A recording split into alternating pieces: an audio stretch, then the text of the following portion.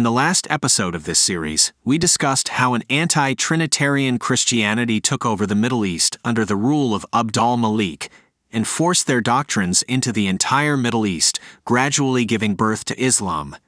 If you haven't watched that video, please click on the info card at the top right-hand corner of this video to take you to that episode. It would make more sense for you to watch this episode after watching that video. Every apple farmer knows one thing which I would like to remind you now. Apples must be harvested when they are almost ripe and stored in a place free from contamination. However, he also needs to keep another important fact at the back of his mind. That is, he will have to ensure that the bad apples are not touching the good ones. The presence of one bad apple can be catastrophic for the entire harvest. The bad apples release a gas called ethylene, which can cause the good apples also to become rotten, and thereby accelerate the degradation of the entire lot. This is exactly what St. Paul mentioned about false teachings that can be detrimental for the corruption of the entire dough. The property of leaven is to corrupt the original. It does that very quickly. Galatians chapter 5 verse 9 says that this false teaching is like a little yeast that spreads through the whole batch of dough.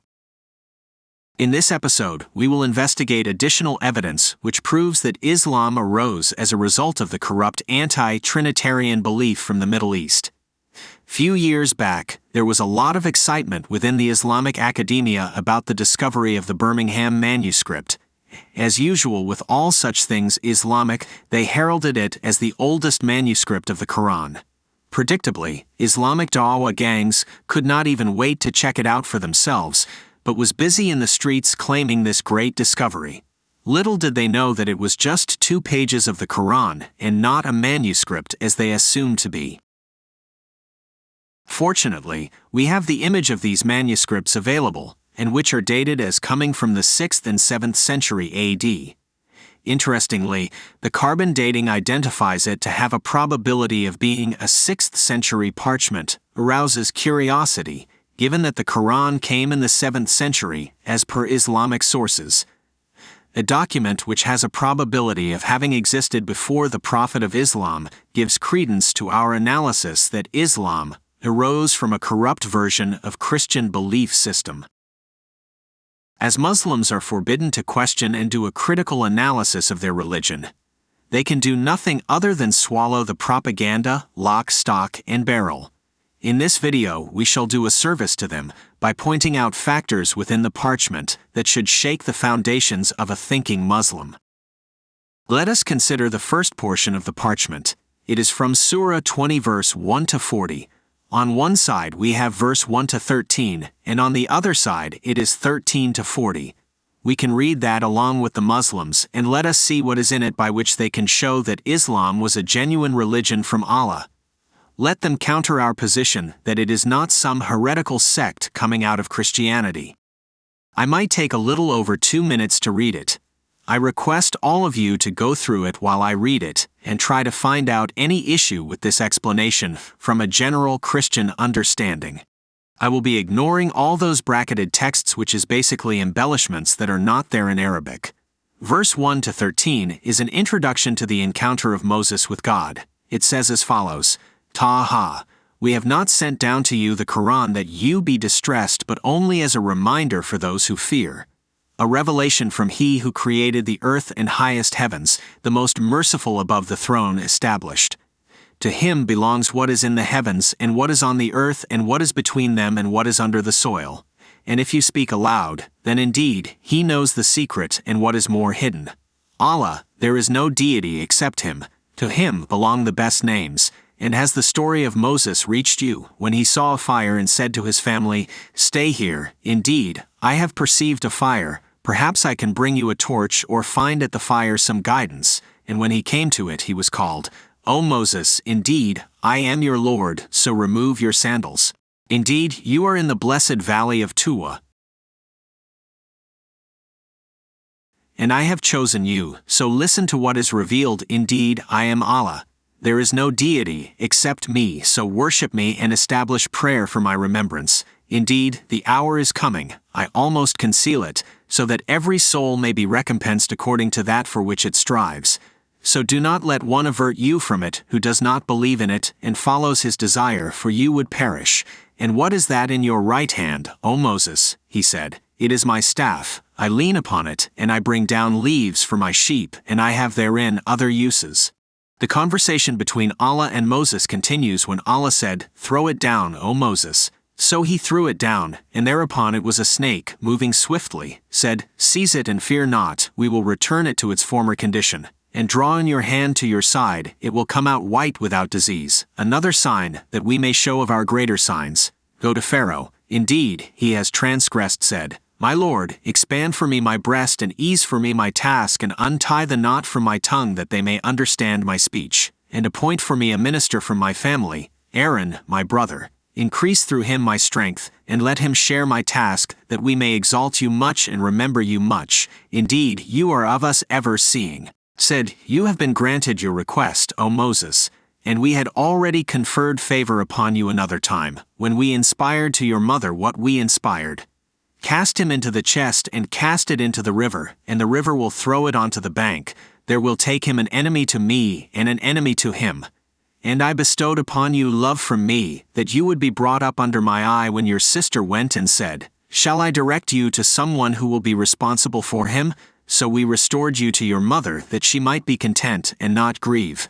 And you killed someone, but we saved you from retaliation and tried you with a trial, and you remained years among the people of Madian. Then you came at the decreed time, O Moses.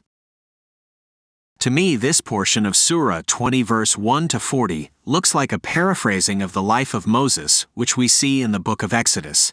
Why should we Christians even assume that this is an Islamic literature?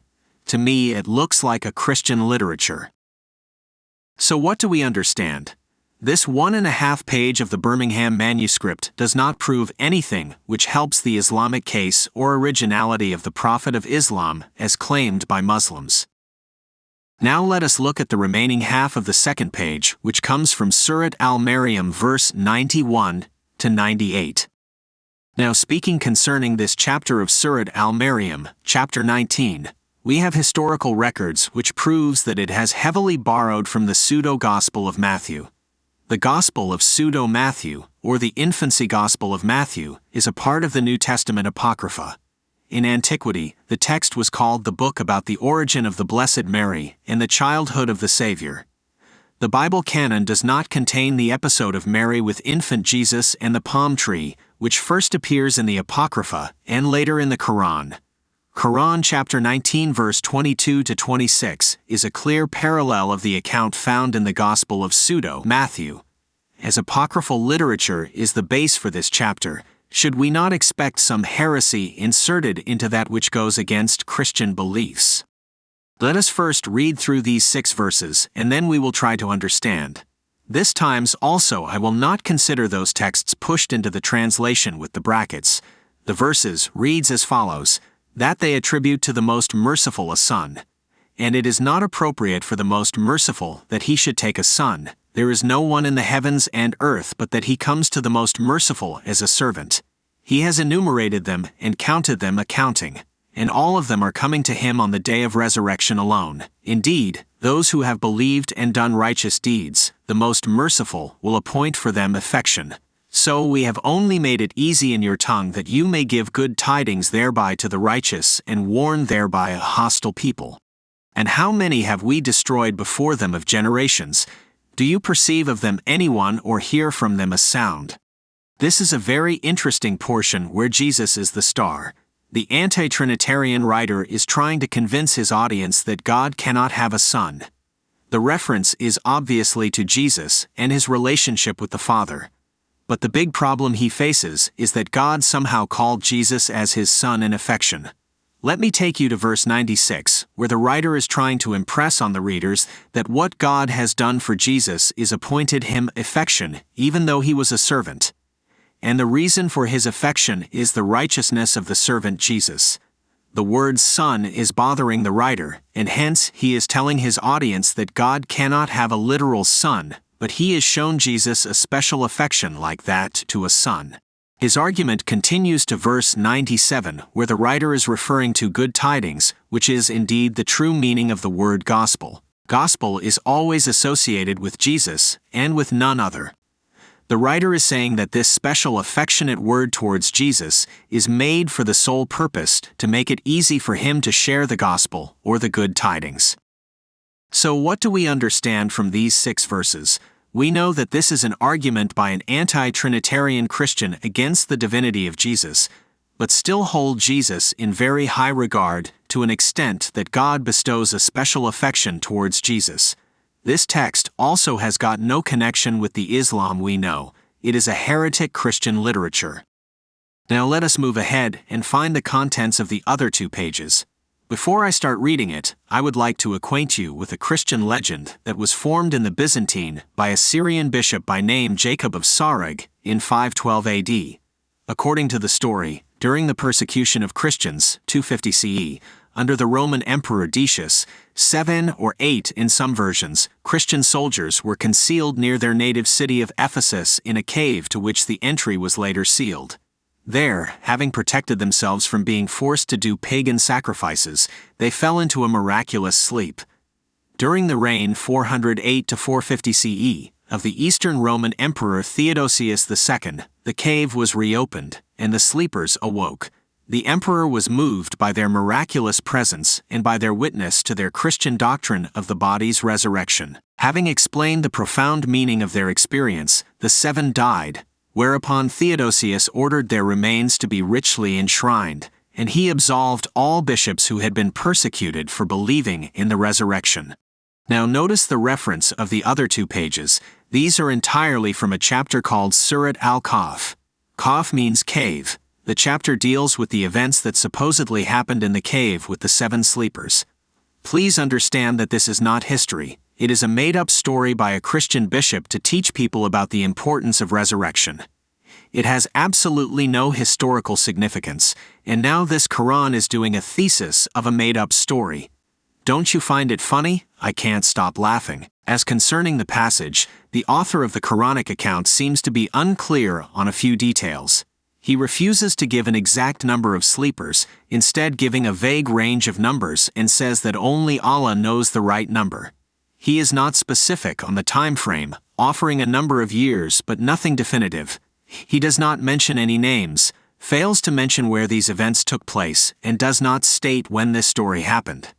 This evidence suggests that the author was only vaguely familiar with the story and may not have had access to a complete written copy. Perhaps the story had been orally relayed to him. I don't feel there is a need to read these long verses and bore you with that. At the end, what is the inference? It's as plain as the day that the 4 pages of the Quran from 2 parchments are basically literatures of Christian heretic groups. And if these heretic writings form the basis of the earliest Quran manuscripts, what should we conclude? Am I wrong in concluding that Islam is a perversion of Christianity which graduated and made itself to be a religion?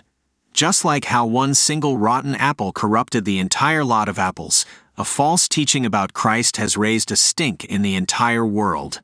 Let us consider this prophetic warning of Apostle Paul about what would happen to the church after some time.